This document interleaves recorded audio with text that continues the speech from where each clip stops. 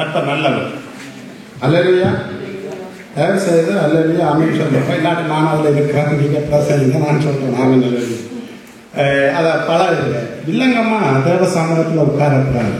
நீங்கள் ஆமென் அல்லேலூயா சொல்கிறது நீங்கள் அது உங்களுக்கு விளங்குறது. இல்லாவிட்டால் அந்த வார்த்தையை நீங்கள் ரிசீவ் பண்ணுறீங்க. தேவனுடைய வார்த்தையை நம்ம சொல்கிற பொழுது சின்ன பிள்ளைகள் அதை குறித்து அக்கறை இல்லாமல் இருக்கலாம். வளர்ந்தவங்க நம்ம ஒரு குறிப்பிட்ட ஒரு சிலர் தான் நம்ம வேத படிப்புக்கு வாரோம். இல்லை. ஆகவே எங்களுக்குள்ள ஒரு மாற்றத்தை பரிசுத்தாவின் கட்டளையிடுவாங்க. என்னுடைய ஆதரவும் என்னுடைய ஜபமும் அதுதான். ஆண்டவரே உண்மை நாங்கள் கிட்டி சேர நாங்கள் உண்மைக்குள்ள மாறணும். உண்மைக்குள்ள மாறணும். இல்லையோ இந்த கிறிஸ்தவ வாழ்க்கை வேணாம். எல்லாரும் ஒரு மாதிரி நாமும் ஏதோ ஒரு சபைக்கு போறோம், எல்லாரும் போற மாதிரி ஏதோ ஒரு நம்ம வேத படிப்புக்கு போறோம் என்ற வாழ்க்கை இல்லாத படிக்கு என்னுடைய வாழ்க்கையில் ஒரு மாற்றம் வரணும் ஆண்டவரே. என்னோட பேசுறவங்க இயேசுவை கண்டுகொள்ளணும் ஆண்டவரே. உங்களுடைய வார்த்தையை வாசிக்கிற பொழுது எனக்கு ஒரு வழிபாடு வேணும் ஆண்டவரே. இத்தனை வருஷம் நாங்கள் வேதத்தை வாசிக்கிறோம், வழிபாடை பெற்றுக்கொள்ளாத ஜனமா இருக்கிறதுனாலதான் நாங்கள் அப்படியே இருக்கிறோம். உங்களுக்குள்ள மாற்றம் வருவதே இல்லை. ஏதோ கத்தட்ட கிருபையால வேலைக்கு போகிறோம், சாப்பிடுறோம். எங்களுக்கு மட்டும் இல்ல, ஒரு குறிப்பிட்ட பேருக்கு நாங்க என்ன இருக்கிறோம், ஆசீர்வாதமா இருக்கிறோம். அது இந்த உலகத்தில் இருக்கிற எல்லாரும் இருக்கிறாங்க. ஆனா அதுக்காக உங்களை அழைக்கல, அதுக்காக என்ன தெரிஞ்சு கொள்ளல. உங்களுக்கு தெரியுமா, உங்களிடத்தில் ஜாதிகளை கர்த்தர் கொண்டு வருவேன் என்று சொல்லி இருக்கிறார். ஆகவே எங்களை குடும்பத்துல ரட்சிக்கப்படாத எத்தனையோ பேர் இருக்கிறாங்க. ஆனா நாம் கவலைப்பட வேண்டியதில்லை. ரட்சிப்பு ஆறுவேறு கர்த்தர் நிச்சயமாய் கொண்டு வருவார். எத்தனையோ தேவ மனுஷர்களுடைய வரலாறு நீங்க பார்த்துருப்பீங்க. அவங்க ஜெபிச்சு அவங்களே செத்து போயிடுவாங்க. ஆனா அவங்க சாட்சி சொல்லுவாங்க, இந்த ஊழியக்காரர் எனக்காக ஜெபித்தார், அம்மா எனக்காக ஜெபித்தாங்க. ஆனா அவங்க எங்களோட இருக்க என்ன செய்யப்படலை, ரட்சிக்கப்படவில்லை. ஆனா நான் இப்ப ரட்சிக்கப்பட்டு இருக்கிறேன். இயேசுக்காக என்னுடைய வாழ்க்கையை ஒப்பு கொடுத்தது. ஏன் நான் இதுக்காக சொல்றேன், ஜெபம் ஒரு நாள் என்ன செய்யாது, வீண் போகாது. தேவ சமூகத்துல எங்களுடைய இதயத்தை நாம ஊற்ற பழகுற பிள்ளைகளா இருப்பமா இருந்தா நாம என்ன செய்ய மாட்டோம், சோர்ந்து போக மாட்டோம். உங்களுக்கு ஒரு பெரிய ஒரு விசுவாசம் இருக்கு. என்ன தெரியுமா, இயேசு கிறிஸ்து என்ன செய்யறாங்க, ஜபத்தை கேட்கிறார். ஆகவே நாம ஜெபிக்கிறோம் என்ன செய்யக்கூடாது, சோர்ந்து போகக்கூடாது. வேதத்தை வாசிக்கிறோம் என்ன செய்யக்கூடாது, சோர்ந்து போகக்கூடாது. ஆகவே நாம யோசிப்போம், என்ன ஜெபிச்சு என்னத்தை கண்டோம். சில நேரத்துல சோர்வுக்குள்ள போயிடும். ஆனா உடனே என்ன செய்யணும், ஆண்டவருடைய வார்த்தை நாம மறுபடியும் கட்டப்படணும். கர்த்தர் நிச்சயமா என்ன செய்வார், இந்த காரியங்களுக்குள்ள எனக்கு என்னத்தை தருவார், வெற்றியை தருவார். இந்த காரியத்துல எனக்கு ஜீவனை தருவார் என்று அந்த விசுவாசத்துக்குள்ள கொண்டு வர வேண்டும். ஆகவே நான் இந்த நாளிலும் நான் எபேசியருக்குள்ளேயே நாங்கள் போக போறோம். எபேசியரை நம்ம எல்லாரும் திருப்பி கொள்ளுவோம். ஆக நிச்சயமா இந்த எபேசியர் நிருபத்தை நான் கொஞ்சம் ஆராய எனக்குள்ளையும் இன்னும் ஆண்டவருடைய அந்த அவருடைய மகிமைய, அவருடைய பிரசன்னத்தை, அவருடைய தொடுதலை, இன்னும் அவருக்காக நம்ம வைராக்கியமாக வாழணும் என்கிற அந்த வாஞ்சையை நான் அதிகமா என்னை உணர்த்துறதை நான் பார்க்கிறேன். நிச்சயமா கர்த்தர் உங்களோடும் அதை கைப்படுவார் என்று நான் கிறிஸ்துவுக்குள்ள விசுவாசிக்கிறேன். ஆகவே ஏற்கனவே 7வது வசனம் மட்டும் நாங்கள் பார்த்திருக்கோம். 7வது வசனம் மட்டும் நாங்க பார்த்திருக்கிறோம். எபேசியர்ல நாங்க கிட்டத்தட்ட வசனமாக நான் என்ற அளவுக்கு நானும் வேதத்தை படித்து ஏற்கனவே ஊழியக்காரங்க செய்த மெசேஜ்களை கேட்டு அதை நான் தியானிச்சு உங்கள் மத்தியில நான் 1லிருந்து 7 வரைக்கும் நான் எபேசியரை கற்றுக் கொடுத்திருக்கிறேன். அது எனக்கு நிச்சயமா பிரயோஜனமா இருந்திருக்கிறது. நான் விசுவாசிக்கிறேன், உங்களுக்கும் பிரயோஜனமா இருந்திருக்கும் என்று நான் கிறிஸ்துவுக்குள்ள விசுவாசிக்கிறேன். ஆகவே நான் ஒரு மேலோட்டமாக காரியங்களை சொல்ல விரும்புகிறேன். ஆகவே எபேசியர் 1ஆம் அதிகாரத்தை நாங்க உங்களுக்கு சொன்னபடி 1வது 2வது வாழ்த்துதல் செய்தி என்று சொன்னேன். ஆகவே அந்த சபைக்கு அப்போஸ்தலனாகிய பவுல் வாழ்த்துதல்களை சொல்லுகிறார். ஆகவே அந்த வாழ்த்துதலிலேயே பெரிய சத்தியம் இருக்கிறது. அந்த சத்தியத்தை குறித்து நான் உங்களுக்கு சொன்னேன். ஒரு கிறிஸ்தவன் அப்படிப்பட்டவனா இருக்கணும், அவன் உண்மை உள்ளவனா இருக்கணும், அவன் கிறிஸ்துவ விசுவாசிக்கிறவனா இருக்கணும், அவன் ஒரு பரிசுத்தவனா இருக்கணும் என்று சொன்னேன். ஆகவே அதுக்கு பிறகு 2வது வசனத்துல சொன்னேன், வாழ்த்துதலை பற்றி எழுதியிருக்கிறார். ஆகவே பொதுவான ஒரு வாழ்த்துதல் அதை சொல்லப்பட்டிருக்கிறது. என்ன சொல்லுங்க பார்ப்போம். ஷாலோம் என்கிற ஒரு வார்த்தை, தூதர்கள் ஒருவரை கண்டால் அவர் கரங்களை கொடுத்து ஷாலோம் என்று சொல்லுவார்கள். ஷாலோம் என்று சொன்னால் அதோட அர்த்தம் எப்படி உங்களுக்கு சொன்ன, ஒன்றும் பழுதாகவில்லை, ஒன்றும் பழுதடையவில்லை, எல்லாம் நல்லா இருக்கு. அதுதான் அந்த ஷாலம் என்கிற வார்த்தைக்கு அர்த்தம். அப்ப அவங்க ஒவ்வொருத்தர பார்க்க அப்படி சொல்லுவாங்க. அப்படிப்பட்ட யூதர்களுக்கு, ரட்சிக்கப்பட்ட யூதர்களுக்கு பவுல் இன்னொரு வார்த்தையை அறிமுகப்படுத்துறார், கிருபையை அறிமுகப்படுத்துறார். அதனாலதான் கிருபை சமாதானம் என்று சொல்லுகிறார். சமாதானம் என்றால் ஷாலம். ஆகவே கிருபையை குறித்து அவர்களுக்கு தெரியாது. நான் சொன்னேன், கிருபை இல்லாமல் எங்களோட வாழ்க்கையில சமாதானம் வராது. ஆண்டவராக இயேசு கிறிஸ்துவை நான் கிருபைக்கு சொன்னேன். எங்களோட வாழ்க்கையில எல்லா நன்மையும் ஜோதிகளின் பிதாவாகிய தேவனிடத்தில் தான் வாங்கி வருகிறது யாக்கோபு சொன்னாலும் கூட அந்த ஆசீர்வாதத்தை பெற்று தருவதற்கு திரியேக தேவன் செயற்பட்டதை நீங்கள் வேதத்திலே பார்க்கலாம். 1ஆம் அதிகாரத்திலே நான் குறிப்பிட்டு சொன்னேன். 1வது 2வது வாழ்த்துதலாக இருந்தது. அதுக்கு பிறகு கிரியாக தேவன் எப்படி ரட்சிப்பிலே அவர் கிரியை செய்தார் என்கிறத நான் பிரித்தேன். 3ல இருந்து நீங்கள் 6 வசனங்களை பார்ப்பீர்களானால் பிதாவாகிய தேவன் எங்களுடைய வாழ்க்கையில ரட்சிப்புக்கு அவர் ஆற்றிய பங்கை குறித்து சொல்லப்படுகிறது. அவருடைய முன்குறைத்தல், அவர் தெரிந்து கொள்ளுகிற காரியத்தை சொல்லப்படுகிறது.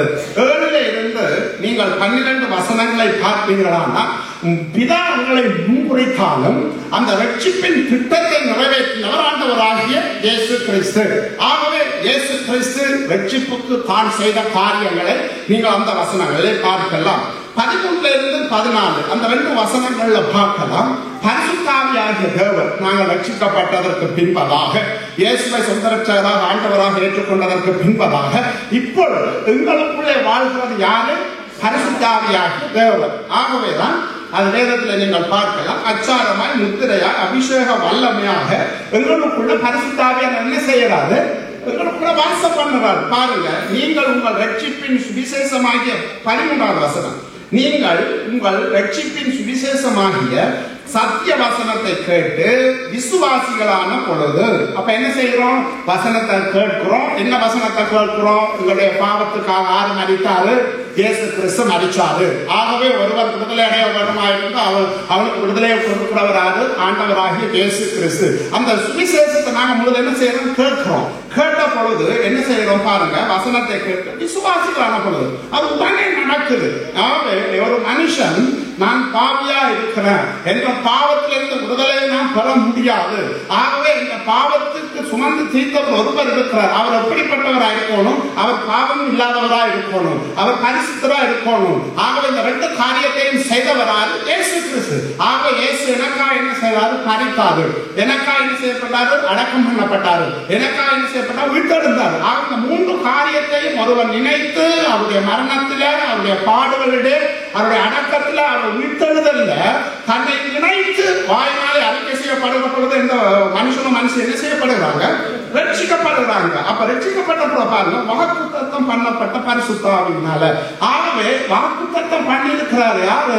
இயேசு கிறிஸ்து என்ன சொன்னாரு? நான் போறது உங்களுக்கு நலமா இருக்கும், நான் போவேனானால் உங்களுக்கு தேய்க்கிறவாளனை உங்களுக்கு அனுப்புவேன். அப்ப பாருங்க, அந்த ரட்சிப்புல திரியாக தேவனுடைய சரியான வெளிப்பாடு அங்க இருக்குது. இதை நீங்க புரிஞ்சு கொள்ளணும். ஏனென்றால் இன்னைக்கு ஒரு விஷயத்தை நான் சொல்ல போறேன். அந்த விஷயத்தை நீங்க புரிஞ்சு கொள்றதுக்கு இந்த காரியங்களை நீங்க சரியான மைண்ட்ல வச்சாதான் நீங்க குழப்ப மாட்டீங்க. ரட்சிப்புல திரியேக தேவனுடைய செயற்பாடு இருந்தது. பிதா செயற்பட்டாரா? செயற்பட்டார். குமாரன் செயற்பட்டாரா? செயற்பட்டாரு. பரிசுத்த ஆவியானவர் செயற்பட்டாரா? செயற்பட்டாரு. ஆனா ஒவ்வொருத்தரும் தங்களுடைய காரியங்களை செயற்பட்டாலும் தாங்களுக்குள்ள தாங்கள் எப்படிப்பட்டவர்களாக இருந்தார்கள்? அவர் ஒத்திசை உள்ளவர்களாக இருந்தார்கள். அவர்கள் ஒருவர் குறைவானவர்களும் இல்லை, தாழ்வானவர்களும் இல்லை. அதுதான் அந்த திருத்துவம் என்கிற காரியம். ஏனென்றால் ஒரு காரியத்தை நீங்க விளங்கிக் கொள்ளணும், பின்னுக்கு அது உதவியா இருக்கு. ஆகவேதான் பாருங்க சொல்லுற வாக்குத்தத்தம் பண்ணப்பட்ட பரிசுத்த ஆவியார் அவருக்குள் முத்திரை போடப்பட்டீர்கள். இந்த முத்திரை என்கிற அந்த வசனம் நான் பின்னுக்கு சொல்லுவேன். அது இந்த வசனத்தை முத்திரை என்கிறது உங்களுக்கு தெரியும். ஒரு தாக்கிஸ், அதாவது ஒரு சட்டம் நிறைவேற்றப்பட்டால் அந்த ஒரு கவர்மெண்டாலேயோ இல்லாட்டி ராஜாக்களாலேயோ ஒரு மோகத்தால ஒரு சீல் ஒன்று வைப்பாங்க. அந்த சீல் வச்சா அது அர்த்தம் என்னன்னா, ராஜா மனம் மாறி நாளும் என்ன செய்ய முடியாது, அந்த தீர்மானத்தை விளக்க முடியாது. இவ்வளவு பெரிய சத்தியம் பாருங்க. ஆண்டவர் நாம இயேசு கிறிஸ்துவ சொந்த ரட்சகராக ஏற்றுக்கொண்டு ஒருவன் ரட்சிக்கப்பட்டானா இருந்தால், பாவ உணர்வு அடைந்தானா இருந்தால், வாக்குத்தத்தம் பண்ணப்பட்ட பரிசுத்த ஆவியானவர் உள்ள வந்துருவார். அவர் என்ன செய்வார் தெரியுமா? கடைசி வரைக்கும் நாங்கள் ரட்சிப்பை இழக்காதபடிக்கு எங்களோட போராடி கொண்டே இருப்பார். ஏன்னா அங்க முத்திரை போடப்பட்டாச்சு. அவர் முன்குறிச்சிட்டாரு. அவர் குமாரனுடைய சாயலுக்கு ஒப்பாக முன்குறிச்சவர் என்ன செய்வாங்க? எப்படியா இருந்தாலும் அது பாடுகளுக்குள்ளா இருக்கலாம், இழப்புகளுக்குள்ளா இருக்கலாம், அவமானங்களுக்குள்ளாக இருக்கலாம், தனித்து விடப்பட்ட வனாந்திரம் போல ஒரு சூழ்நிலைக்குள்ள போனாலும் இருக்கலாம். அழைக்கப்பட்ட ஒரு தேவ பிள்ளைக்கு ஒரு எண்ணத்துல வர வேண்டிய காரியம் என்ன தெரியுமா? கர்த்தர் என்னை தம்முடைய குமாரனுடைய சாயலுக்கு ஒப்பாக நடத்துவதற்கு வழி நடத்தப்பட்ட பாதை தான் இதன்கிறது. சாதாரணமா வராது. இதை பிரசங்கிக்கிற நானோ கேட்கிற உங்களுக்கு இது சாதாரணமா வராது. யாருக்கு இது தெளிவா வரும்? கர்த்தரோட நடக்கிறவங்க ஆமென் சொல்லுங்க. கர்த்தருடைய சத்தத்தை கேட்கிறவனுக்கு ஆமென் சொல்லுங்க. கர்த்தருடைய வார்த்தையை வாசித்து தன் வாழ்க்கையை ஒப்பு கொடுக்கிறவங்க அப்படி சொல்ல முடியும். இல்லாட்டி என்ன சொல்லுவாங்க? கர்த்தரை தேடணும் பாருங்க, எனக்கு பிரச்சனை, நான் சும்மா இருந்த எனக்கு பிரச்சனை, இப்ப சபைக்குள்ள வந்து பாரு அப்ப வந்தது பிரச்சனை, எனக்கு விரோதமா வந்துடும். அப்படி வந்தா தான் உண்மையான ஒரு ஒப்பு கொடுத்ததுக்குள்ள நாங்க வந்திருக்கிறோம். பிரச்சனையே இல்லையோ நாம யோசிக்கணும். நாங்க ஆரோடையோ நாங்க தேவனுக்கு இல்லாம வேற ஆளோட எங்களோட வாழ்க்கையை ஒப்பு கொடுத்தோம். ஊழியர் எப்படியா சொல்லுவாரு? அவர் எப்போதும் தேவ சமூகத்துல செபிக்கிற பொழுது தனக்கு எந்த பிரச்சனை வந்தாலும் கர்த்தருக்கு முதலாவது நன்றி சொல்வார். ஆண்டவரே, இந்த நெருக்கத்தை எனக்கு அனுபவிச்சபடி நமக்கு நன்றி ஆண்டவரே, இந்த நெருக்கத்தின் ஊடாக நம்முடைய நடத்துல பெற்றுக்கொண்டேன்னு சொல்லுவாங்க. ஆனா ஒரு கிழமை ஒரு மாசம் ஒரு பிரச்சனை இல்லாட்டி தான் சுயாய்வு செய்வாராம். ஏதோ தான் தேவனோட நடக்க இல்லையோ இல்லாட்டி தான் பின்மாற்றமா போட்டு வந்து. ஏன் நான் அதை சொல்றேன்னா, எங்களோட வாழ்க்கையில எல்லாமே சுகமா இருக்கிற வாழ்க்கையை தான் நாங்க விரும்புறோம். கர்த்தர் நிச்சயமா நடத்துவார். குறைவிலையும் அவர் நிறைவாக்கி நடத்துகிற தேவன். அந்த அனுபவம் பல பேருக்கு இருக்கும். நாங்க இந்த உலகத்துல இந்த பிரான்ஸ் தேசத்துல வந்த பொழுது எவ்வளவோ குறைவுகள்ல நாங்க இருந்தோம். ஆனா கர்த்தர் சமூகத்துல வந்து நம்ம ஜெபிச்சு குடும்பமா கணவன் மனைவியா பிள்ளைகளா ஜெபிச்சு எங்களோட வாழ்க்கையில இந்த குறைவுகள் மத்தியிலையும் கர்த்தர் எங்களை விட்டு எடுக்கல, சமாதானத்தை எடுக்கல. இன்றைக்கு நிறைவா இருக்கிற எத்தனையோ குடும்பங்களுக்குள்ள பாருங்க, கணவனை மனைவி பார்க்க மாட்டாங்க, மனைவியை கணவன் பார்க்க முடியாது. அந்த கரடியும் புலியும் மாதிரி தான் இருப்பாங்க. பிள்ளைகளோட இருந்து அமர்ந்து ஒரு சந்தோஷமா கதைக்கக்கூடிய நல்ல சூழ்நிலை இல்லை. இன்றைக்கு நிறைவு, அதாவது பொருளாதாரத்துல நிறைவுல இருக்கிற எத்தனையோ குடும்பங்களுக்கு நீங்க போய் பாருங்க. நாங்க போய் பார்க்கல, நாங்க கூடுதலா என்ன செய்யறோம்? எங்களோட தெரிஞ்ச ரட்சிக்கப்பட்ட குடும்பங்களோட தான் எங்களோட ஐக்கியம் கூட இருக்குது. ஓமா இல்லையா? எங்களோட சொந்தக்காரங்க போய் பாருங்க, ஒரு கிழமை இருந்து பாருங்க, ஒரு 2 நாள் இருந்து பாருங்க. அங்க தெரியும் நிலைமை என்ன மாதிரி. எங்களோட பிரச்சனை வர இல்லையா? எங்களோட குடும்பத்துல பிரச்சனை இல்லையா? கணவனுக்கு பிரச்சனை இல்லை, பிரச்சனை இல்லாத. ஆனா நாம யாருக்கு பயப்படுறோம்? கர்த்தருக்கு பயப்படுறோம், கர்த்தரோட வார்த்தைக்கு பயப்படுறோம். ஆகவே நாம என்னத்துக்கு அழைக்கப்பட்டிருக்கிறோம் தெரியும். கர்த்தர் என்னத்துக்காக வேறு தெரிஞ்சபடினால எல்லா காரியங்களையும் நாம என்ன செய்ய பழகிட்டோம்? அவருடைய சமூகத்துல பாதத்துல வைக்க பழகிட்டோம். பாடம் தான் நம்முடைய பாதத்துல நாங்கள் எங்களை கொடுக்கிறோம். ஒவ்வொரு நாளிலும் அந்த அனுபவம் எங்களுக்குள்ள வரணும். 14வது வசனம், அவருக்கு சொந்தமானவர்கள் அவருடைய மகிமைக்கு புகழ்ச்சியாக மீட்கப்படுவார்கள் என்பதற்கு ஆவியானவர் நம்முடைய சுதந்திரத்தின் அச்சாரமா இருக்கிறார். ஆகவே இந்த 14 வசனம் 13, 14 பரிசுத்த ஆவியானவர். அப்ப நீங்க உங்களுக்குள்ள ஒரு மைண்ட் இருக்கணும். நீங்க கேட்கிறார்கள், இதை கேட்டுட்டு இருக்கக்கூடாது. நீங்க மற்றவங்களுக்கு ஸ்டடி பண்ணணும். இதை வீட்டு கூட்டத்துல நீங்க ஸ்டடி பண்ணலாம். இல்லாட்டி நீங்க ஆரோட கதைக்கு பாருங்க. எபேசியர் உங்களுக்கு சுருக்கமாவே சொல்லிக்கிறோம். 1-2 என்ன வாழ்த்து செய்திய, அதாவது பவுல் தான் எப்படி அழைப்ப சொல்றாரு, அதுக்கு பிறகு பரிசுத்த, அதாவது ஒரு விசுவாசி எப்படிப்பட்டவனா இருக்கிறேன்னு சொல்றாரு, அதுக்கு பிறகு அவர் வாழ்க்கையில சொல்றாரு. அதுக்கு பிறகு பாருங்க 3-இருந்து 6 வசனம் பிதா தான் செய்த காரியங்கள் ரட்சிப்புல, 7-இருந்து 12 மட்டும் ஆண்டவராய் இயேசு கிறிஸ்து செய்த காரியங்கள், 13, 14 பரிசுத்த ஆவியானவர் செய்த காரியம். அவங்க 3 பகுதி அங்க பார்க்க. முதலாவது பகுதி நான் முடிச்சுட்டேன். அதாவது பிதா எங்களுடைய வாழ்க்கையில ரட்சிப்புக்கு தான் ஆக்கிய பங்கு நான் முடிச்சுட்டேன். அது அதை சொன்னது இன்றைக்கு டைம்ல போயிடும். ஆக 3, 4, 5, 6 வசனத்தை பார்த்துட்டோம். 7வது குமாரனாகிய இயேசு கிறிஸ்து செய்த காரியத்தை தான் போன கிழமை நான் உங்களுக்கு வசனங்கள் மூலமாக நாம இயேசு கிறிஸ்துடைய ரத்தத்தை குறிச்சு நாங்க பார்த்தோம். நீங்க இந்த எத்தனை பேருக்கு நீங்க திருப்பி பார்த்தீங்களோ தெரியல. நான் கொஞ்சம் சொல்லி போட்டு அதோட தொடர்ந்து சில காரியத்தை நாங்க பார்த்து முடிக்க போகிறோம். ஆகவே இந்த ரத்தத்தை குறித்த காரியத்தில் நான் உங்களோட தெளிவா அநேக வசனங்களை எடுத்து நான் உங்களோட பேசினேன். அதாவது ஆதி ஆகமத்திலே இருந்து, அதாவது பாவத்துக்கு என்ன செய்யப்பட்டது, ரத்தம் சிந்தப்பட்டது என்று சொல்லி நான் உங்களுக்கு காண்பித்தேன். ஆகவே இயேசு கிறிஸ்து கூட இந்த தேவன் ஆதி பெற்றோரை உருவாக்கின பொழுது ஆதாமை பார்த்து என்ன சொன்னாரு, இந்த விருட்சத்தில் இருக்கிற எல்லா கனிகளையும் நீ சாப்பிடு, ஆனா தோட்டத்தின் நடுவில் இருக்கிற நன்மை தீமை அறியத்தக்க அந்த கனியை நீ என்ன செய்யாத, புசியாத. அப்ப புசிக்கிறதுனால நீ என்ன செய்வாய், சாகவே சாவாய். அப்ப பாருங்க, தேவன் ஆரம்பத்திலேயே சொல்லிட்டாரு. அப்ப பாவம் செய்த ஆத்மா என்ன செய்யும், சாகும். அப்ப அதற்கான் நீங்க வேதத்தில் இருந்து, அதாவது பழைய ஏற்பாட்டில் இருந்து புதிய ஏற்பாட்டு முடியும் வரைக்கும், அதாவது ஒரு காரியத்தை மீட்கிறதுக்காக, அதாவது பிதா தன்னுடைய வாயினாலே சொன்ன வார்த்தை, அதாவது பாவம் செய்த ஆத்மா சாகும். ஆகவேதான் தேவன் அந்த வார்த்தையை அவர் சொல்லி போட்டு, ஐயோ நான் சும்மா சொல்லிட்டேன், நான் குட்டி பிசகால சொல்லிட்டேன், இல்ல நான் மறந்து போய் சொல்லிட்டேன், நான் நீங்க கலைக்கிற மாதிரி தேவன் இல்லை. தேவன் சொன்னா என்ன, சொன்னதுதான். அவர் தேவனுடைய குணாதிசயங்கள் என்ன, அவர் நீதி உள்ளவர். தேவன் என்ன, அவர் பரிசுத்தம் உள்ளவர். ஆகவே அவர் சொன்ன வாக்கை குறித்து மனஸ்தாபப்படுகிறவர் அல்ல. ஆகவே தேவன் அந்த சொன்ன காரியத்தினால என்ன நடந்துட்டது, பாவம் எங்களுடைய மனக்குலத்துக்குள்ள வந்துட்டது. அந்த மனக்குலத்துக்குள்ள அந்த வந்த பாவம் என்ன செய்வதென்றால், முதலாவது தேவனை விட்டு என்ன செய்வது, பிரித்தது. ஆகவே நீங்க ஒரு காரியத்தை பார்க்கணும், ஒரு மனிதன் பாவம் செய்தவுடன் அவர் என்ன செய்யறான், தேவனோடு உள்ள உறவு என்ன செய்யப்படுறது, துண்டிக்கப்படுகிறது. ஆகவே ஆதாம் தேவனோடு உள்ள உறவு அவர்களுக்கு துண்டிக்கப்பட்ட உடனேதான் முதலாவது அவர்களுக்குள்ள வந்தது பயம், தனிமை உணர்வு, மற்றவர்களால் எங்களுக்கு ஏதாவது நடந்துருமோ என்கிற காரியம். அப்ப ஒரு காரியத்தை ஆவியானவர் எங்களுக்கு இந்த காரியத்துல எங்களை பேசுவாராங்க. எந்தெந்த காரியத்தை குறித்து நானும் நீங்களும் பயப்படுகிறோமோ, எதை குறித்து நாங்கள் யோசிக்கிறோமோ, அது வியாதியா இருக்கலாம், எதிர்கால வாழ்வா இருக்கலாம், அது பிள்ளைகளை குறித்த எதிர்கால ஒரு வாழ்வா இருக்கலாம். எந்த காரியத்தை குறித்து நாங்கள் பய உணர்வு உங்களுக்குள்ள இருக்குதோ, அப்ப நீங்க ஒரு காரியத்தை உங்க இதயத்துல யோசிக்கணும். ஏதோ ஒரு காரியம், அதாவது தேவனுக்கு பிரியமில்லாத ஏதோ எண்ணமோ ஏதோ ஒரு காரியத்துக்குள்ள எங்களை அறியாம நாங்க என்ன செய்து கொண்டிருக்கிறோம், ஆளுகை செய்து கொண்டு இருக்கிறோம். இதை நீங்க விளங்கிக் கொள்ளணும். அப்படின்னு சொன்னா, நாம வாயால பேசுறோம் ஒரு காரியத்தை, நாம வேதத்துல இருந்து வாசிக்கிறோம் வார்த்தையில.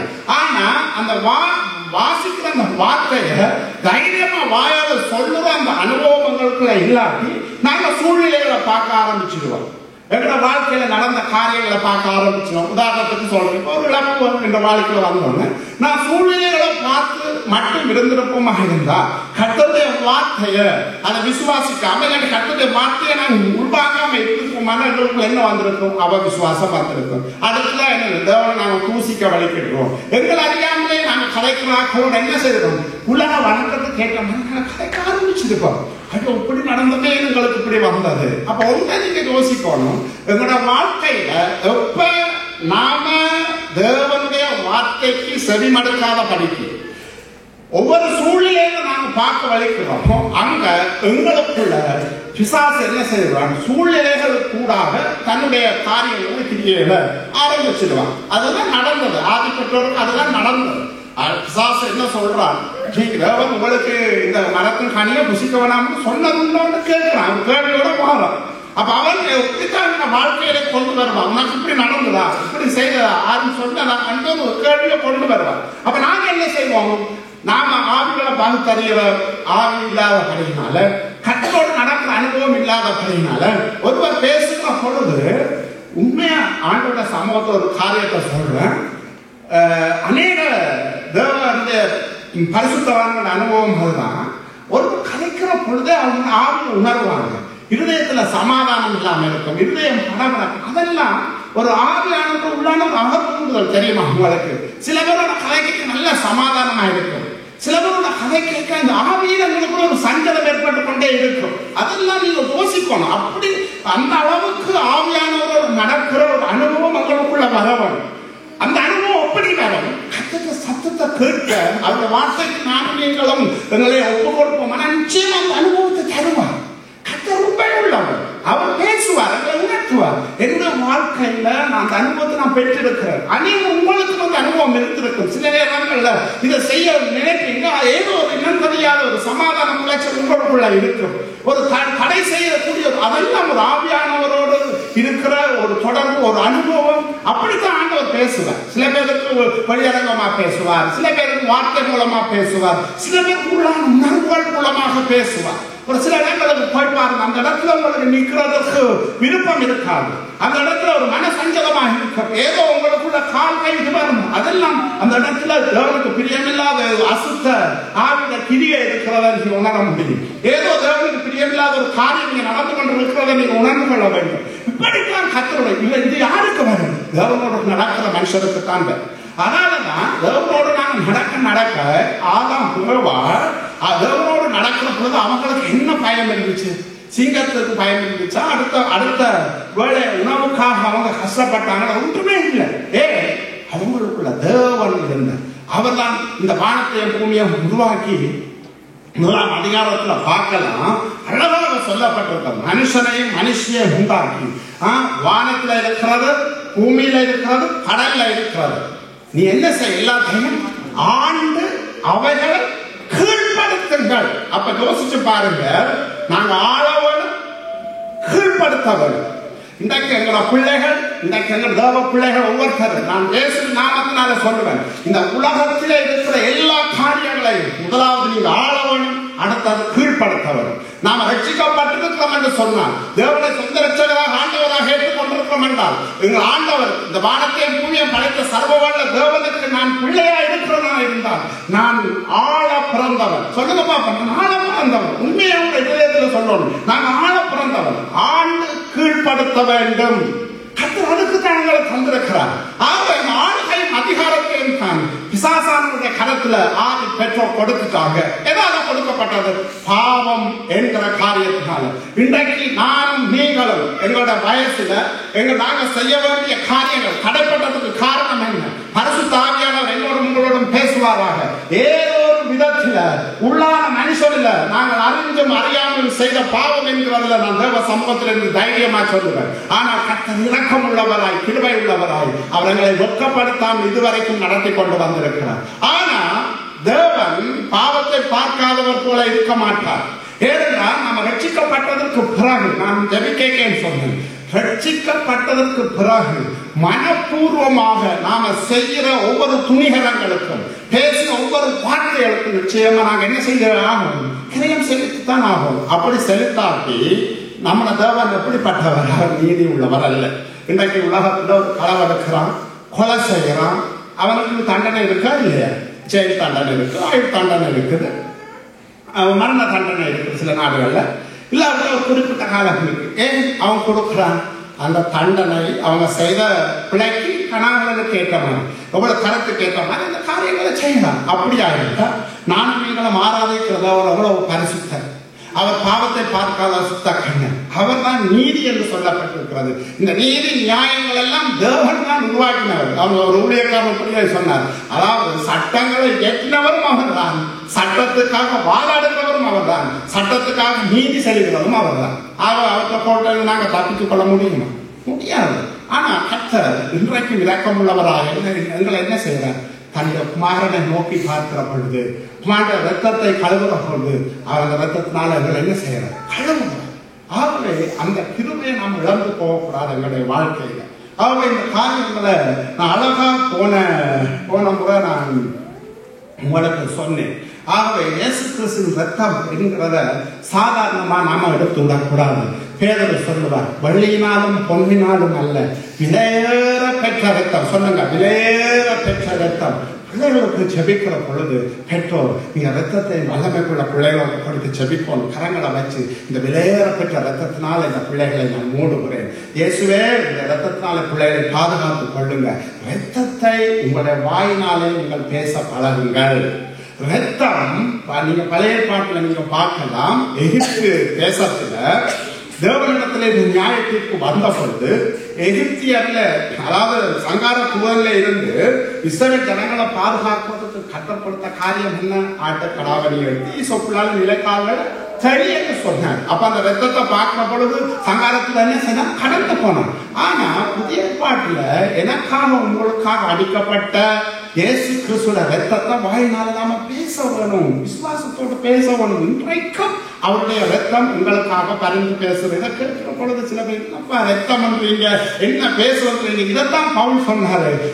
அதாவது சிலுவை பற்றிய உபதேசம். சிலுவை ரத்தம், சிலுவையில் என்ன செய்யப்பட்டது? இயேசு ரத்தம் சிந்தப்பட்டது. அதனாலதான் பவுல் சொல்றாரு, சிலுவையை பற்றிய உபதேசம் கட்டு போகிறவர்களுக்கு அது பைத்தியமா தான் இருக்கும், ரட்சிக்கப்படுற நமக்கு அது தேவ பலனா இருக்கும். ஆகவே சிலுவையை நோக்கி பார்க்கணும்னு சொன்னா நீங்க எதை நோக்கி பார்க்குறீங்க? அவர்களுக்காக சிந்தப்பட்ட ரத்தம், அவர்களுக்காக பரிந்து பேசுகிற ரத்தம் இன்றைக்கும் பிதாவாகிய தேவனுடைய வலது பார்சத்தில் இருந்து எனக்காக உங்களுக்காக அவர் பரிந்து பேசிக் கொண்டிருக்கிறார். இயேசு கிறிஸ்து தான் பரிந்து பேசிக் கொண்டிருக்கிறார். பரிசுத்த ஆவியானவர் எங்களுக்குள்ள வாசம் பண்ணி என்ன செய்கிறார்? இயேசுவை மகிமைப்படுத்தத்தக்கதாக வசனங்கள் மூலமாக, வார்த்தைகள் மூலமாக எங்களை உந்தி தள்ளி கொண்டே நிற்கிறார். நாம் ஆராதனையில செய்து கேட்கிறோம், வேத படிப்புல கேட்கிறோம், வேத தியானத்துல கேட்கிறோம்.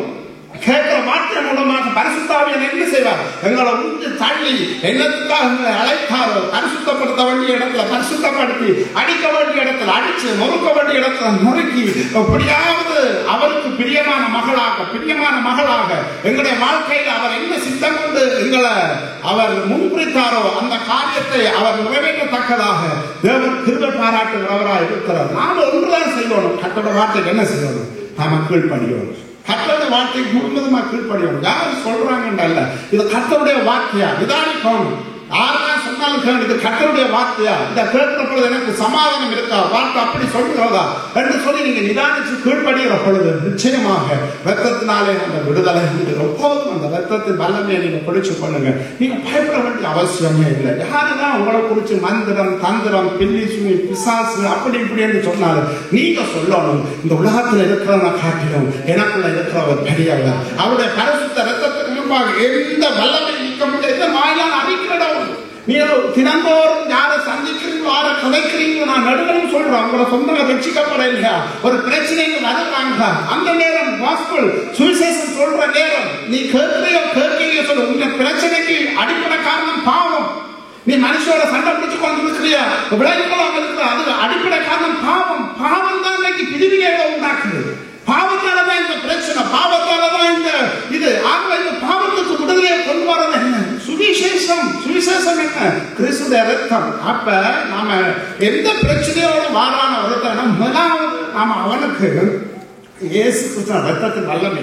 இந்த பாரு, நீ யோசிச்ச பாரு, இந்த வாழ்க்கையில என்ன காரியத்தை நீ மறைவா செய்திருப்பா? உங்க புருஷனுக்கு விரோதமா, உங்க கணவனுக்கு விரோதமா நீ பாவம் செய்திருக்கலாம். பெற்றோர் பிள்ளைகளுக்கு விரோதமாக, பிள்ளைகள் பெற்றோருக்கு விரோதமாக நீங்க மீறுதலை செய்திருக்கலாம். அதுதான் உங்க வாழ்க்கையில சமாதான கிளர்ச்சியில கொண்டு வந்திருக்கும். ஆக இதுக்கு வழி என்ன? சுவிசேஷம். நாங்க கொடுக்குற ஆலோசனை இரண்டாவது. முதலாவது இதற்கு பதில் என்ன தெரியுமா? சுவிசேஷம், தேவனுடைய வார்த்தை. குமாரனாகிய இயேசு கிறிஸ்து ரத்தம் எனக்காக சிந்தப்பட்டது. வேதம் என்ன சொல்றது? எல்லாரும் பாவம் செய்து தேவ மகிமையற்றவர்களோ என்று ரோமர் 3ஆம் அதிகாரத்தை நீங்க எடுத்து வாசிப்பீர்களா? ரோமர் 3ஆம் அதிகாரம், ரோமர் 3ஆம் அதிகாரம் 23ஆம் வசனம். எல்லாரும் பாவம் செய்து தேவ மகிமையற்றவர்களாகி. இப்ப எல்லாரும் சொல்லிட்டாரு. நாம திரும்ப திரும்ப நாம இந்த சபையில கேட்கிற உபதேசம், நாம பாவம் செய்யறதால நாங்க பாவிகள் அல்ல. நாங்கள் பாவமா இருக்கிறபடினாலதான் என்ன செய்யறோம்? பாவம் செய்யறோம். விளங்குதான் உங்களுக்கு? நாங்க பாவம் செய்வதால பாவிகள் அல்ல. நாங்க எங்களுக்குள்ள என்ன இருக்கு? பாவம் குடிகொண்டு இருக்குது.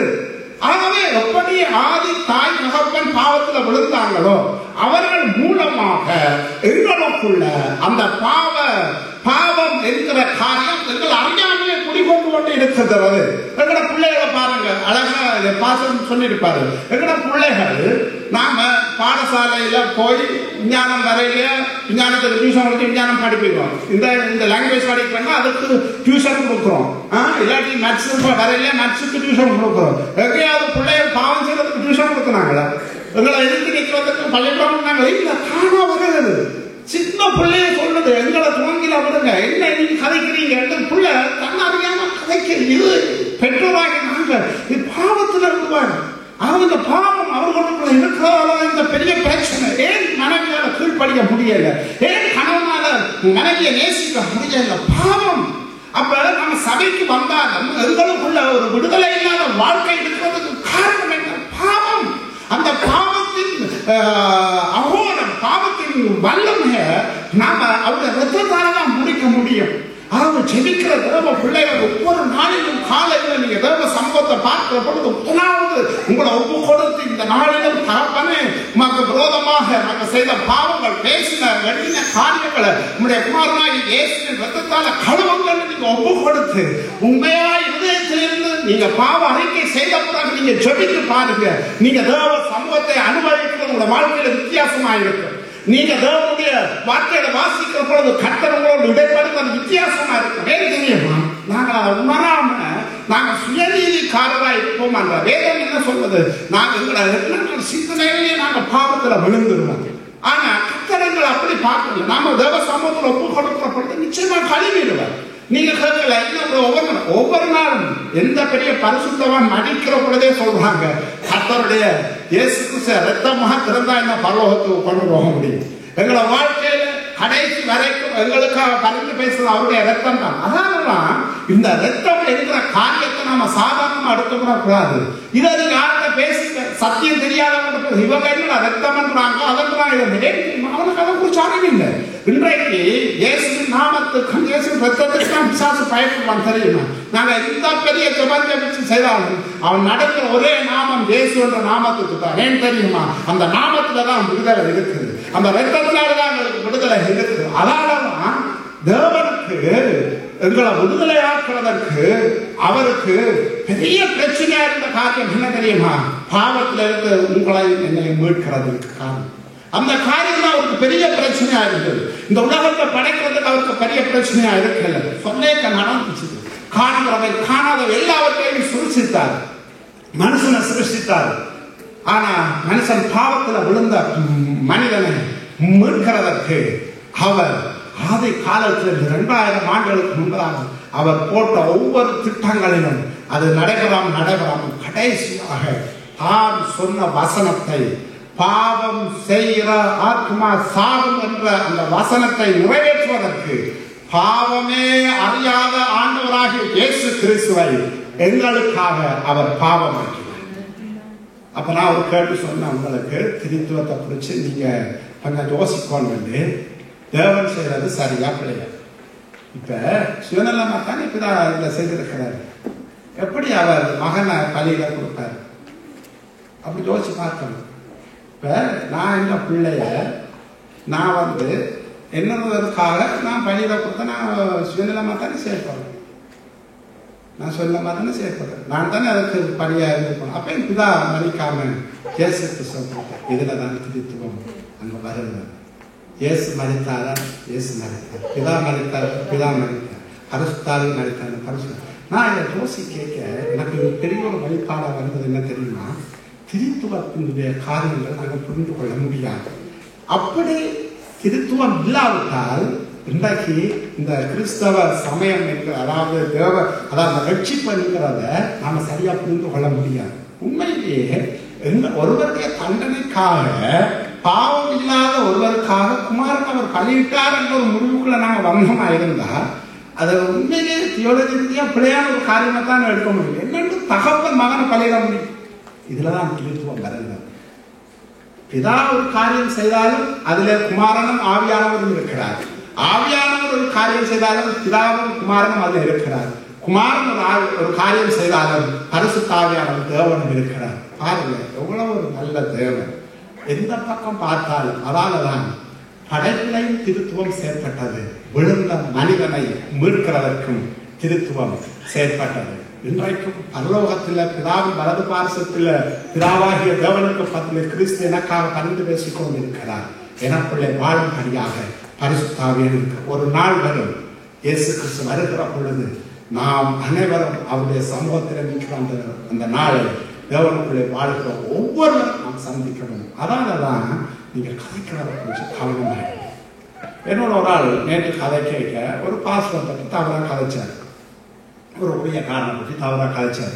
நான் அவர்கிட்ட அவங்க கேட்ட ஒரு கேள்வி, பிரதர் நீங்கள் இதை பார்த்தீங்களா? இல்லை கதைக்கிறாங்க. நான் சொல்லி நீங்கள் கதைக்கிறதில்ல, இவ்வளவு நம்புறீங்க, நீங்கள் ஆண்டோட வார்த்தையை நம்புறீங்களா? நீங்கள் இந்த கதையை கேட்டு நீங்கள் என்னட்ட சொல்கிறதால அவன் கதைச்சவன் ஒரு பக்கத்தில், நீ கதைச்ச கதைக்கு நீங்கள் வந்து பதில் சொல்லணும்னு தெரியுமா?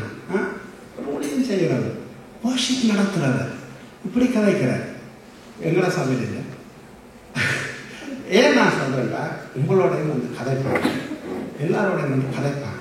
தேவக்குரிய நாங்கள் பதில் சொல்ல பழகும். நான் குப்பை தொட்டி இல்லை, நீ எனக்குள்ள கொட்டிட்டு நான் நார விரும்பல, நீ செடி முதலாவது கேட்கணும். இந்த ஊழியக்காரனுக்கா நீ செடிச்சியா? கத்திர ஊழியக்காரன் இல்லை, எல்லாரும் பிள்ளைகள் விலைகள் போமா இல்லை. இந்த இடத்துல நீங்கள் யாராவது கையெழுத்து சொல்லுவோம், எனக்கு உள்ள விலைகள் இல்லை. ஏதோ ஒரு விதத்தில் சரீரத்தில் செயலில் சொல்லில் நாங்கள் விலையினம் உள்ளவர்கள் தான். குடும்பத்தில் கணவன் மனைவி உங்களுக்குள்ள ஒருவருக்கு விலையினம் இல்லை, விலையினம் இருக்குது. கத்தரே 2 பேரும் தெரியுமா? அவரோட விலவினத்தை தாங்குவதற்காகவே, அவரோட விலவினத்தில் உதவி செய்யறதுக்காக தான் கத்தர் இருவர் நினைச்சிருக்கிற தெரியுமா? இன்றைக்கு நான் வேதனையோடு ஒரு காரியம் சொல்லுவேன். உங்கள் மத்தியில் ஆண்டவரை உண்மையாக அறிஞ்சார் எங்களுக்குள்ள பிரிவினை வரவே கூடாது. நீங்கள் உண்மையாக நேசிக்கிறீங்களா இருந்தால் உங்களுக்குள்ள பிரிவினையே வராது. எவர் ஒருவர் பிரிவினை வருகிறதோ அங்கே உண்மையான அன்பு இல்லை. கணவன் மனைவி வாழ்வுக்குள்ள நாங்கள் எப்போதும் நான் சொல்கிறத 3வது நபரை உள்ளவரை விடாதீங்க. அது 6 இருந்தாலும் சரி, உங்களை நடக்கிற ஊழியக்காரனாக இருந்தாலும் 3வது நபரை உள்ள விடாதீங்க. நீங்கள் 2 பேரும் கரம் போட்டு செபித்து ஒருவர் இருந்து கதைச்சு ஒருவருடைய பாரங்கள் சுமப்பீர்களான அங்கே ஒரு பரலோகமாக உங்களை வீட்டு மாறுவதை நீங்கள் பார்க்க முடியும். காலங்கள் எடுக்கும். ஆனால் ஒருவருடைய குறையை நீங்கள் ஒருத்தர் கதைக்கவே கூடாது. எப்போ நீங்கள் கதைக்க பழகுறீங்களோ அங்கே கத்தருடைய பிரமாணம் இணைக்கப்படுகிறது. கத்தர் கிரியை செய்யாமல் ஆவியானவருடைய அந்த ஆளுகை குடும்பத்துக்குள்ளே இல்லாமல் பிசாசானவன் பக்க வழியாக வந்து உங்களோட குடும்பத்தை சின்ன பின்னமாக்கி கொண்டு இருக்கிறதையும் உங்களோட பிள்ளைகளுடைய வாழ்க்கையை சின்ன பின்னம் ஆக்குறதுக்கும் வழி விட்டது. கணவன் மனைவியாகி நானும் நீங்கள் இருக்கிறத நீங்கள் தேவ சமூகத்தில் மறந்து போகக்கூடாது. எங்களுக்குள்ள ஒவ்வொருத்தருக்குள்ள ஒரு விலையும் இருக்குது. கத்தரே தந்தார், ஒவ்வொருத்தர் ஒவ்வொரு தாங்கி நடத்த சொல்லுங்க. உங்களுடைய விலையத்தை மட்டும் தாங்கிக் கொள்ள வரும். அவங்களுக்கு நல்ல ஆலோசனை இருக்கும், அவங்களுக்காக சொல்லிக்க வரும். நீங்கள் கத்தர் காரியங்களை செய்வார். ஆண்டவருக்கு தெரியாதா உங்களோட கரம் பிடிச்சி தரையிட்ட இவருக்கு இன்னால் தான் இவருக்கு இன்னால் தான் என்று தெரியாதா? தேவ சமூகத்தில் ஏன் இன்னைக்கு தேவ சமூகத்தில் இணைக்கப்படுகிற திருமணங்கள் டிவோர்ஸ்ல போகுது? என்னத்துக்காக? அவங்க கத்தரை தங்களோட வாழ்க்கையில மையமா வைக்கல, கத்தரை தங்களோட வாழ்க்கையில வைக்கல. அவங்க யாரை வச்சாங்க? அந்த பிள்ளையோட தாய் தாப்பனை வச்சாங்க, கணவன் தாய் தாப்பனை கொண்டு வந்து வச்சாங்க, சகோதரங்களை கொண்டு வந்து வச்சாங்க. பிரிவினை வந்துட்டு கத்தரை வச்சு பாருங்க, பிரிவினை வரவே வராது. கத்தர் பிரிக்கிறவங்க அவர் தான் சொன்னார், தேவன் இணைத்ததை மனிதன் பிரிக்காதது கண்டு. இணைத்ததாக தேவன். இன்றைக்கு நாங்கள் நினைக்கிறோம் எங்களை நினைச்சு வச்சது பாஸ் பண்ணணும். அவர் அவருடைய வார்த்தைக்கு ஒரு பிரதிநிதியா நிற்கிறாரு. உங்களை நினைச்சது தேவன். தேவன் நினைச்சது பாராயிருந்தா அவர் பிள்ளையா செய்வார். நாங்கள் யோசிக்கிறோம், 2 பிள்ளை பெற்ற பிறகு தான் யோசிக்க வச்சுக்கிறோம். ஐயோ பாட்டில் நான் பிள்ளையா தெரிஞ்சுட்டு 2 பிள்ளை பெற்ற பிறகு யோசிப்போம். அது வரைக்கும் எங்களுக்கு தெரியல. ஆனால் தேவனோட நினைச்சு எங்களுக்கு சந்தையை தந்துட்டாங்களா? நீங்க என்ன கஷ்டம் வந்தாலும் அதை சகிச்சு வாழ்வு காட்டுங்களா இருந்தால் உங்களோட சந்ததியில, நான் ஆண்டோட சமூகத்துல சொல்றேன், உங்களோட சந்ததியில அவங்கள சந்ததிக்குள்ள இருக்கிற ஆசீர்வாதத்தை கர்த்தரால வர்றதை நீங்க பார்ப்பீங்க. பிரிவினைகளுக்குள்ள போகாதீங்க, யார்கிட்ட ஆலோசனையும் கேட்காதீங்க. கர்த்தரோட சமூகத்துல போங்க. இயேசு கிறிஸ்துவை நோக்கி பாருங்க, சிலுவையை நோக்கி பாருங்க. சிலுவையை நோக்கி பார்த்தீங்களா இருந்தால் உங்களோட வாழ்க்கையில எல்லாமே மாறி எங்களை புரிஞ்சு கொண்டவர் அவர் தான். ஆகவே கணவன் மனைவிக்குள்ள அதான் ஆதாம் ஓவான வாழ்க்கைக்குள்ள பாருங்க. ஆதாம் சொல்றான், அந்த காரியத்தை நான் சொல்லி முடிக்கிறேன். ஆதாம் எத்தனை பேர் நீங்கள் அதை பார்த்தீங்களோ ஒரு அழகான எடுக்கும். அந்த எடுங்க அந்த அதிகாரத்தை நம்ம எடுப்போம். ஆதியாகமம்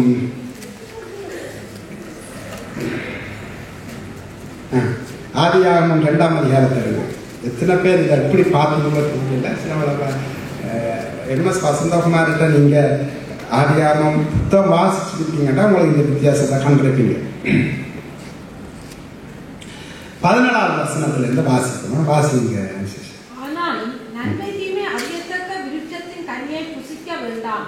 அதை நீ புசிக்கும் நாளில் சாகவே சாவா என்று கட்டளையிட்டார். அப்ப தேவட்ட கட்டளையிட்ட நீ புசிக்கிற நாள்ல சாகவே சாவாய். அப்ப அவற்ற கட்டளையே ஆறு கொண்டு நிறைவேற்றினாரு. அந்த கட்டளை, அதாவது அந்த விழுந்த மனிதனை மீட்கிறதுக்கு இதான் குமாரனை சாவ கொடுத்த. பாவம் இல்லாத குமாரனை அவர் தான் நீ சொன்னவர். நீ பாவத்துல விழுந்தியா இருந்தா இந்த ஆத்மா என்ன செய்யும்? சாகும். அப்ப அந்த ஆத்மா சாகிறதுக்காகத்தான் பாவமே இல்லாத தன்னை குமாரனை ஒப்பு கொடுத்து எங்கள் ஆத்மாவை மீட்டார். அதாலதான் வேதம் சொல்றது ஆத்மா மீட்பு எவ்வளவு அருமையானது. அப்ப இது சாதாரணமான காரியம் இல்லை. இது நாம எங்கட எண்ணத்தான சிந்தியால புரிஞ்சு கொள்ள முடிகிற காரியம் இல்லை. அரசுத்தாரியானவர்களோடு பேசுவாராங்க. தனக்கு தன் இலக்கியத்தை செலுத்திட்டு அதுக்காக தன்னை ஜீவனை செலுத்திட்டு ரத்தத்தை செலுத்திட்டு கடைசி சொட்டு ரத்தத்தையே மூட்டி கொடுத்துதான் நானும் நீங்களும் ரட்சிக்கப்பட்டிருக்கிறோம். பிதாவுக்கு பிள்ளையா இருக்கிறோம். அப்ப இன்றைக்கு பிதாவுக்கு பிள்ளையா இருக்கிற எனக்குள்ள உங்களுக்குள்ள என்ன தைரியம் இருக்கணும் தெரியுமா? நீதிமொழியில சொல்லப்பட்டிருக்கிறது, நீதிமான் சிங்கத்தை போல தைரியம் உள்ளவனா இருக்கணும். எங்களுக்குள்ள நாம மற்றவர்களை பார்த்து பயன்படணும். நாம பயன்படக்கூடாது. நாம நீதிமான்கள், ரேசுல ரத்தத்தால கழுவப்பட்ட நீதிமான்கள். ஒரு காலத்துல பாவத்துக்கு அடிமையா இருந்தோம். அந்த மீட்பை குறிச்சு நான் அவளுக்கு விளங்கப்படுத்தினேன்.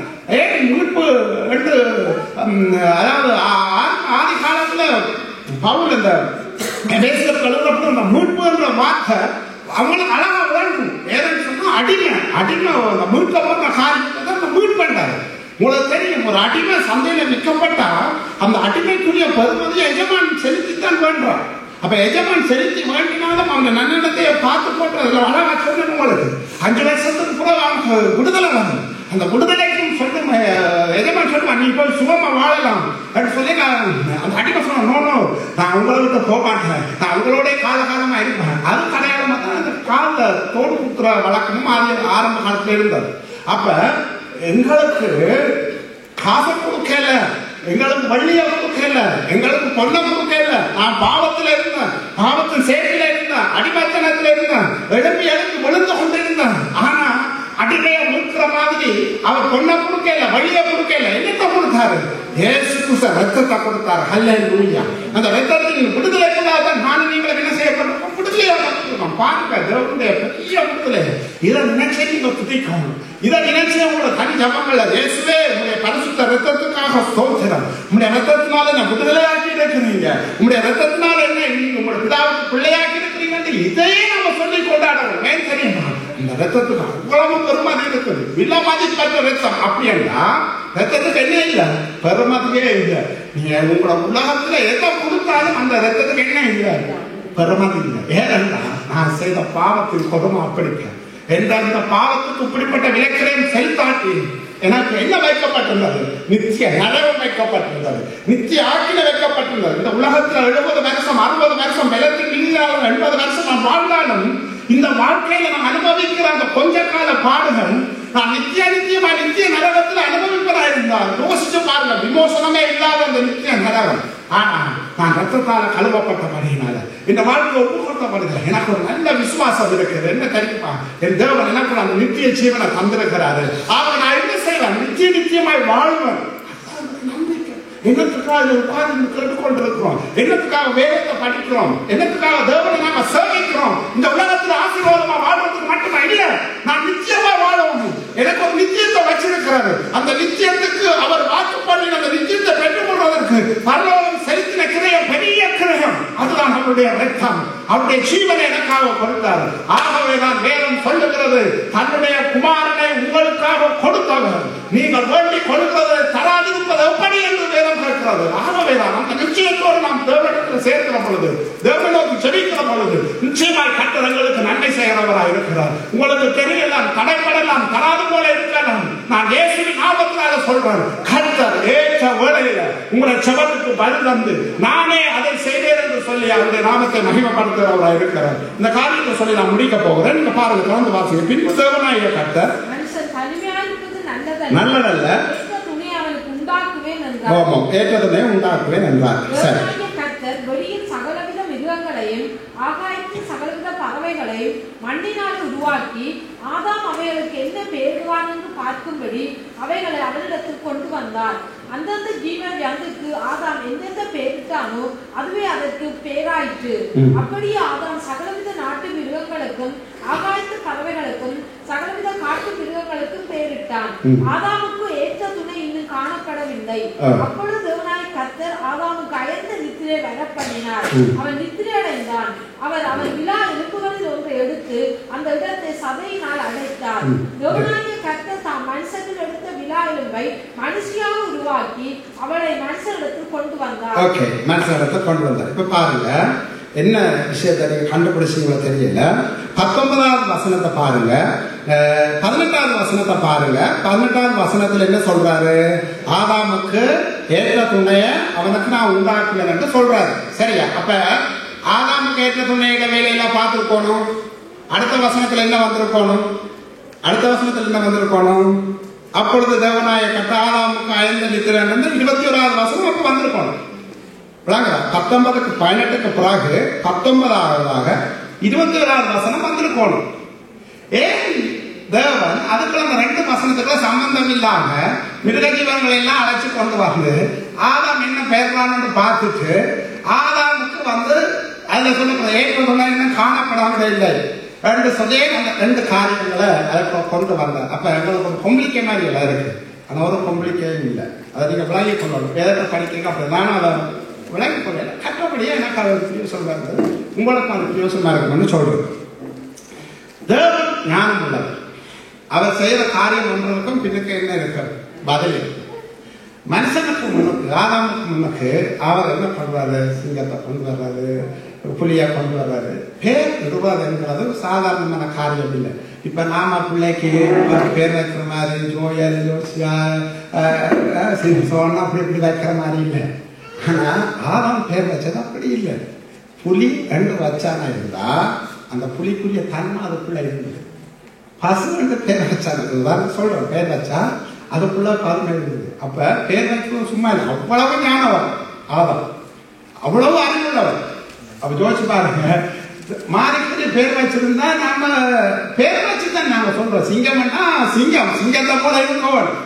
அப்ப அவன் வச்சு போட்டு ஆதாம் பார்க்கிறான், சிங்கமும் எனக்கு துணையா வரையில, புலியும் வரையில, மாடும் வரையில.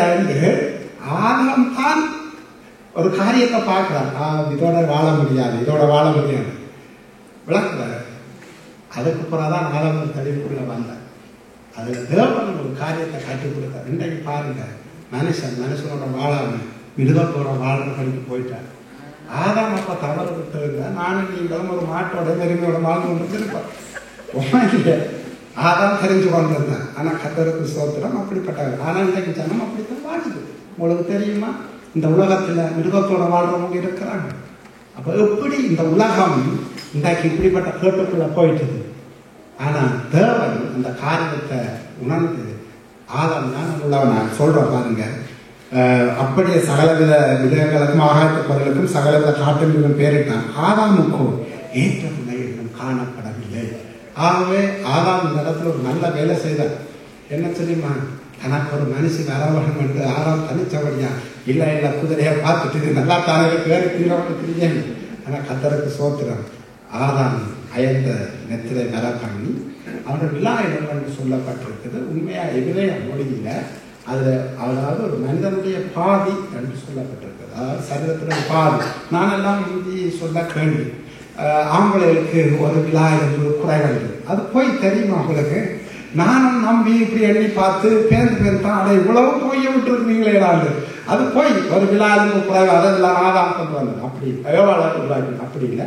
அது சொல்லப்பட்டிருக்கிறது ஒரு பாதி என்ற அர்த்தம். அதாவது ஆண் வர்க்கம் கணவன் தான் நம்ம தெரிஞ்சு கொள்ளணும். எங்களோட மனைவிய காலில் இருந்து ஆண்டவர் எடுக்கல, தலையில இருந்தும் எடுக்கல, சரீரத்தின் நடு பயத்தில் பாதியாக இருக்கிறாங்கன்னா நாம் எப்படி கணவன் மனைவியோட சரி சம்பந்தம் நடந்து கொண்டு அவங்களை ஏற்ற பாருங்க. கற்றுக்கொள்ள மனைப்போட ஞானம் உள்ளது பாருங்க. வேதத்தை கற்றுக்கொள்ளத்தான் எங்களோட வாழ்க்கையில் சில பேர் நாம இதை அணைச்சு கொள்ளாததுனால தான், பார்ட்னரை நம்ம சரியா அன்பு செலுத்தாமல் இருக்கிறதுனால தான் குடும்பத்தில் அநேக பிரச்சனை. ஆகவேதான் நாம இந்த காரியங்கள்ல நாம கவனமா இருக்க வேண்டும்.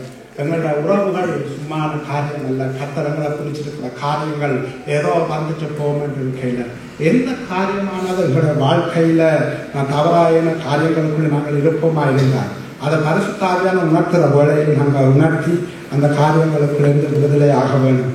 ஆகவே மீட்பு என்று சொல்லப்பட்ட காரியத்தில் நாம் சுருக்கமாக சொல்லி அந்த காரியத்தை விளங்கி கொள்ள வேண்டும்ன்றதுக்காகத்தான் இப்படிப்பட்ட காரியங்கள் நான் உங்களுக்கு கொண்டு வந்தேன். எபேசியர் 7வது வசனத்தை நாங்கள் வாசிப்போம். வாசிப்போம். படியே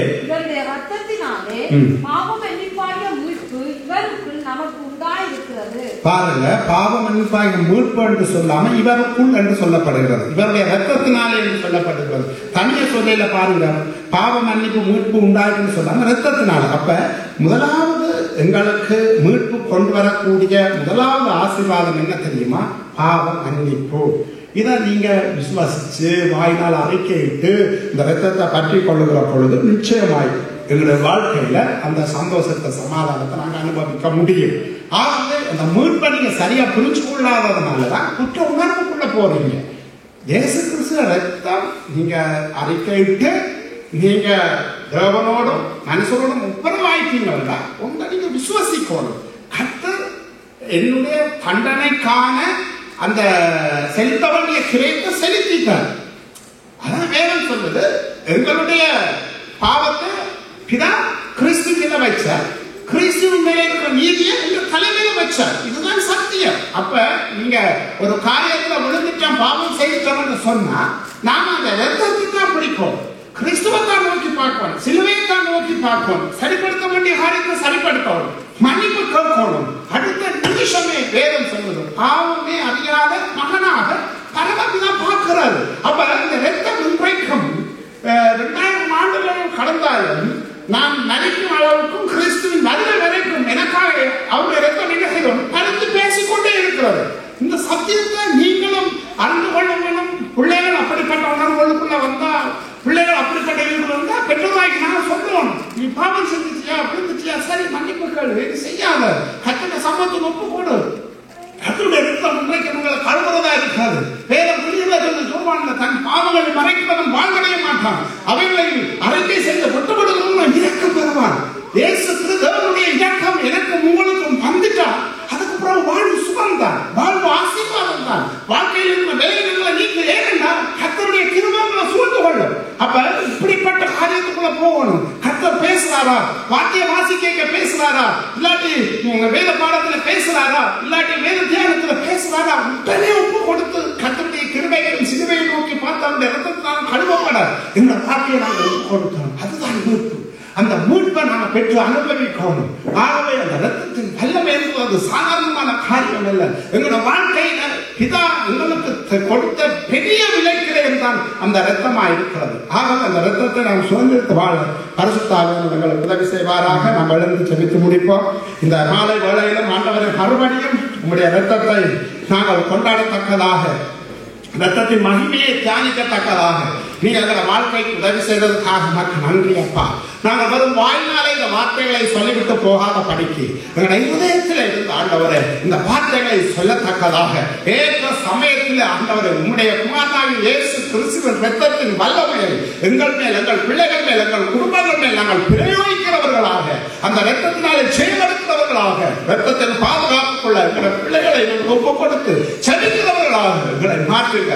முதலாவது ஆண்டவரே அந்த ரத்தத்தின் வல்லமையை எனக்குள் அனுபவிக்க, என்னுடைய வாழ்வில் அதை சுதந்திரிக்க, என்னுடைய வாழ்வில் அந்த மீட்பை கொண்டு வர எனக்கு உதவி செய்யுங்க. இந்த இடத்துல ஆண்டவரே இந்த வேத படிப்பை கேட்டுக்கொண்டிருக்கிற இனிமேலும் கேட்கிற ஒவ்வொரு பிள்ளைகளுக்குள்ளாக இயேசு கிறிஸ்துவின் ரத்தத்தின் வல்லமை பாவ மன்னிப்பாகிய மீட்பை கொடுத்து அந்த மீட்பின் மூலமாக நீ பிதாவுக்கு பிள்ளையாக மாற்றின அந்த சுதந்திரத்தை பெற்றுக்கொண்டு அந்த சுதந்திரத்தின் மூலமாக கிறிஸ்துவோட கூட உன்னதங்களிலே உட்கார வைத்திருக்கிறார் என்ற அந்த மேலான சத்தியத்தை நம்முடைய வாழ்க்கையிலே புரிந்து கொண்டு கர்த்தருடைய நாமத்தை மகிமைப்படுத்த, தேவனுக்கு மகிமையாய் வாழ கர்த்தரை உதவி செய்யும். சகல துதியும் கனமும் நம்முடைய இரட்சகரும் கர்த்தருமாகி ஆண்டவராகி இயேசுவின் மூலம் பிதாவிற்கு செலுத்துகிறோம்.